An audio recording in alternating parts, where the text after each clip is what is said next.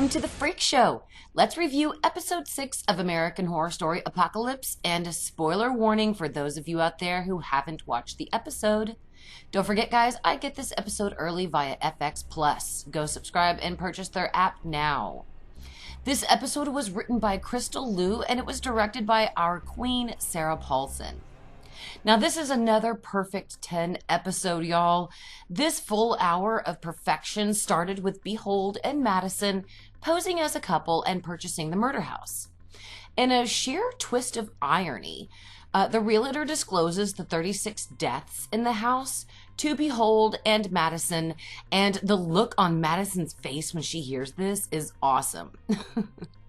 The realtor basically discloses everything about the house that in reality, the real-life owners said that they never disclosed. So I loved this little scene added in here. Now, Madison sure did not expect the 36 deaths in that house. And I love the part where Behold said, "It's fine, we'll just burn some sage." And as predicted, the adventures of Behold and Madison were one for the history books, guys. One-liners bounced off each other left and right. And I must say that Billy and Emma had great chemistry in this episode together. When our new homeowners can't summon the ghosts in the house, they use a spell to link them to the spirit world, which works. Now, they see some of the ghosts and come across Tate and Ben. Ben's still in the doghouse with Violet, there's no surprise there. And Tate is still bitching and moaning about Violet. Once again, no surprise there. Now, when they tell Ben and Tate that they need information on Michael, they clam up and refuse to give it to him. Ben wins the one-liner award this episode when he tells Madison and Behold that he's too busy to help them because, quote, "I've got to look out the window and cry while I masturbate. It's my daily thing."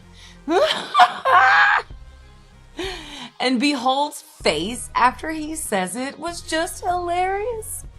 Guys, I have to admit that Billy Porter is a spectacular addition to the cast, and I am so glad that he's there. And I have to say, too, that this episode had tons of one-liners, and it was very difficult to find and locate and narrow it down to just one person. However, in my opinion, Ben won. When Beau, Constance's son, unwittingly scares Madison, Billie Dean shows herself. She mentions that she knows Madison due to her name, but never met a witch. Now, this is when Constance shows herself to the trio. Boy, Jessica Lange will always be one scrumptious lady. And guys, she is sensational as her return as Constance and doesn't let us down with her performance. Now, Constance, we do see that one thing is still true, and that she hates Moira. Constance tells Behold and Madison that if she wants any information from her on Michael, they have to ban or get rid of Moira from the house permanently. Behold does the dirty work and digs up Moira's grave, and they retrieve her bones, as you can imagine. The poor girl is so happy to escape the house. She cries and thanks them, which brings Madison to feel some kind of emotion for someone other than herself. And that happens quite a bit in this episode. Moira asks to be buried with her mother, and once again, our poor Behold must dig up that grave. They place Moira's bones in the grave with her mother, and this is just a beautiful scene where she's reunited with her mother and confessing to her mother the sin of killing her to spare her the pain that she was in and receiving her mother's forgiveness. It was a very powerful scene to me and is right up there with the scene where, hashtag spoiler guys, Sister Jude dies in season 2. With Moira gone, Constance tells us the backstory of what happened to Michael. Now, guys, he was born in the murder house. Obviously, his mother died, and Tate is his father and dead. And so Constance took him because she is his grandmother. Now, we do find that Michael had an affliction for killing insects and soon moved up to animals like most serial killers do. To hide what he was doing, Constance buried all of the little animals in the garden under a newly planted rose bush. Soon, her garden is filled with nothing but rows of just rows of roses. She was able to explain the death of the babysitter as a suicide and focused all of the attention on the babysitter and not on her and Michael. And one day, Michael hit a growth spurt. Literally, he aged 10 years overnight. Soon, Constance realized that she was expendable to Michael, and he would try to kill her if he didn't like something that she said. So she knew that he would kill her at his whim, and she went to the murder house and committed suicide there by drinking a ton of alcohol with a bunch of pills and dying on her own terms, as she described. After, she was reunited with her kids except for Addie, and it was such another great little scene. It was scary as fuck to see Jessica Lange dead like that, and our beloved Constance, at the end of her life. But it was a beautiful moment when she was brought back in her ghostly world and she was reunited with her children, who finally loved her like she wanted.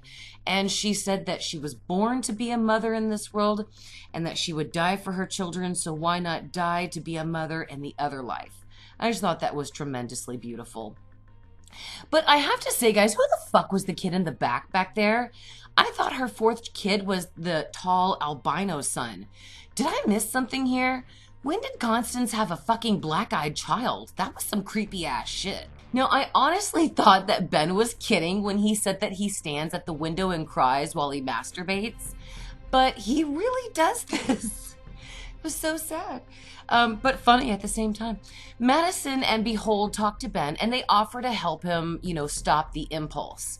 He says that, he'll do anything, and he talks to them about when he met Michael and tried to help the poor kid.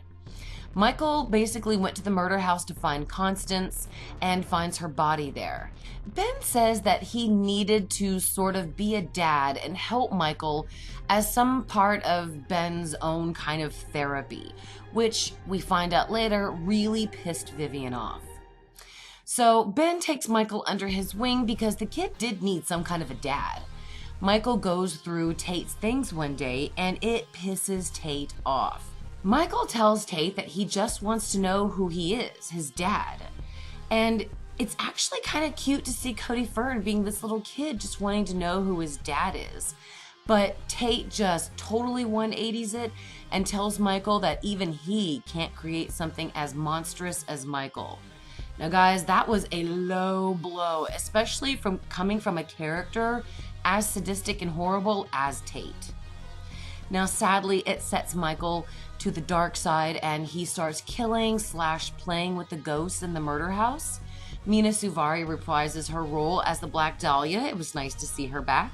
When we get new homeowners, Michael immediately kills them while dressed up in the rubber suit, which I have to say, guys, Cody Fern fucking looked awesome in that suit. I mean, he just destroyed it with his beautiful good looks and awesome built body, obviously. Now, he burns the homeowners' souls, ultimately destroying them, and they can't be ghosts in the house. And Ben tells Michael that he won't try to help him anymore, ultimately turning his back on the poor kid. Which, I guess I shouldn't call him a poor kid. He's the Antichrist. Now, next, Vivian appears when Ben is telling this to Madison and Behold, and she hears Ben's story, and we find out that this is why she was mad at him for trying to help Michael, and she tells Ben that she forgives him, and maybe they're kind of talking now. They exchange this tiny little weird cold kiss, but it's something, I guess. Now it's Vivian's turn to talk while Ben goes and takes care of little Jeffrey. And she gives Madison and Behold a quote from the Bible from the End of Days. She tells Madison and Behold that after Michael moved into the house, after, this whole thing with Ben happened, strange things started to happen. Then, one night, the Church of Satan came to the house. Anton LaVey and his cardinals from the Church of Satan came to the house to tell Michael who he is and to show him his true power. Guys, it was so fantastic to see Naomi Grossman return to American Horror Story. Not as Pepper, but as one of the cardinals, and we see the introduction of Miss Mead into Michael's life. Vivian says it was like they opened a door in Michael's mind and they told him that he was the son of Satan. Then they sacrificed a young girl, giving Michael her heart, and in true Scathach style, Michael eats her beating heart. Lucifer himself rises as a shadow behind Michael. It was a great little creepy scene right there too. And that night, Vivian decided to kill Michael because she realized who he was and that the Church of Satan really wasn't a joke like she first thought. Now, I do wonder why she tiptoed into the room when she's a freaking ghost. Anyway, Michael tried to burn Vivian's ghosts or her soul the way that he did the owners, but Tate saved her. Michael was gone immediately after he attempted to kill Vivian after her attempt to kill him went bad. But Vivian said that neither Ben nor Tate was his father, and nothing but true evil. Behold and Madison decide to go back to tell Cordelia and the council what they've learned. And as they're leaving, Madison sees Violet crying and upset, obviously still, all these years later, still dead, and she's still the exact same person she was when she died. At least death changed Vivian. Death did nothing for poor Violet. I mean, Madison decides to show her what Tate did to save her mom and tells her that the evil in the house basically possessed Tate and forced him to do those bad things to create something more sinister, and basically all that evil left with Michael. This makes Violet want to forgive Tate, and they make up as soon as Madison leaves. Now, is it me, or did Evan look just a smidge strange as an older looking Tate?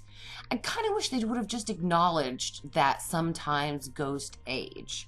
Because, he just looked like a much older Tate, but in the same hairstyle. It was funny, but kind of cute, so I can't knock it. Again, guys, I give this episode a perfect 10 for its character reunions, hilarious one-liners from various great characters, great reunions with amazing characters that we've been wanting to see, such as Constance, and tons of tender moments.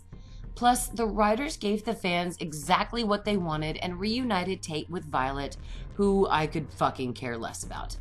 Now, huge thank you to my patrons, Alicia, Mia, and baby Jalen George, No Tell Hotel, Michael Mullins-Wright, Jeremy Oren, Vicken Stark, Kenny Joseph, Shay Salton, Joseph Anthony, Don Ford, Ex Misa, Jill Post, Luke Reese, Irish Melly, Ray Myers, Leah Bashford, Rez Ramirez, John Morgan, Connor Thing, Cody Spencer, Suki Fawn, Shane, Mike Gedney, and Debbie Ebby. To become a patron and earn tons of rewards for just $1, click on the link in the description. As y'all know, I love your theories and ideas, so make sure you leave them below. What did you think of episode 6 of Apocalypse? If you'd like to support the channel, leave a like or a dislike and subscribe. Link to my group, The Freaks of AHS on Facebook, is in the description. However, accepting new membership has ceased. Weekly Wednesday live streams are every single Wednesday, and Beyond the Horror, my unofficial American Horror Story after show, is every Wednesday night, immediately following the current episode of American Horror Story Apocalypse. Thank you all so much for voting my channel as one of the top 100 amongst the thousands on YouTube. Thank you all so much. Thank y'all for watching, and beware of sexy Scathach. Beware of sexy Scathach.